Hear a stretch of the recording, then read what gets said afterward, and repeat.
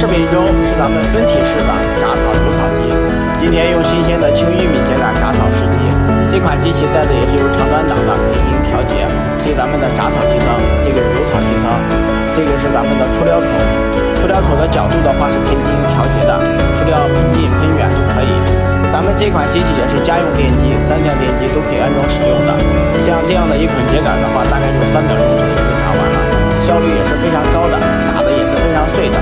咱们看一下打出料的效果。今天用的是铡揉一体的啊，用的是短档，相对应的话是比较碎的。如果觉得太碎的话，可以调节成长档，或者是把这个揉草机舱单独取下来，取下来之后就是铡草机了，打的会稍微长一点。喜欢的可以关注一下。